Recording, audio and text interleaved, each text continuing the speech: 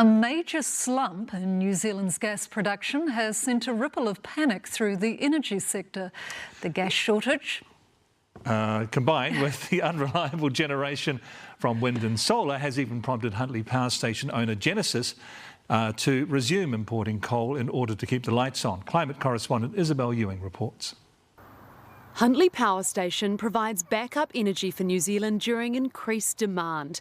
And when generation from renewables like wind and solar is patchy, the station is mainly fired by natural gas, but production has slumped faster than official forecasts predicted. What we've seen this year is a 30% decline in that natural gas, and so the only fuel we have left to back it at the moment is coal. Coal is a four-letter word for environmentalists, and Genesis hasn't imported it since mid-2022, but says this is a necessity. It is a situation of, if you don't have the gas, unfortunately we need to use the coal until we can transition to a lower carbon solid fuel in the future like biomass.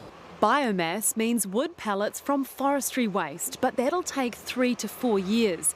And Malcolm John says Huntly must import the coal because it's environmentally cleaner than the local product. Coincidentally, today is the coldest day of the year so far, a low of 6 here in Auckland and much chillier down south, so everyone's got the heating on. Plus, the wind isn't blowing, so Genesis had to burn coal to make up the bulk of today's electricity generation. The decline in gas production is also affecting major gas users like methanol manufacturer Methanex. What we need to do is to create an environment where the very substantial investment capital that's required to come into the sector here is able to flow freely and is welcome.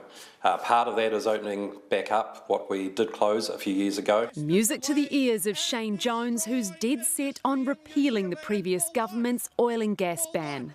This faint green vision that somehow we can keep the lights on with unicorn kisses.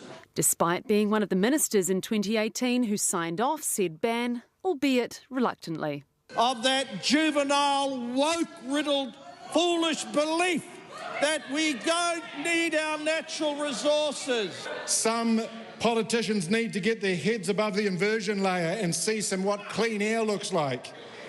It looks like renewables. Labor has pointed out the government scrapped work on a hydro energy storage project which would maintain supply in dry years. New Zealand must plan a transition away from gas.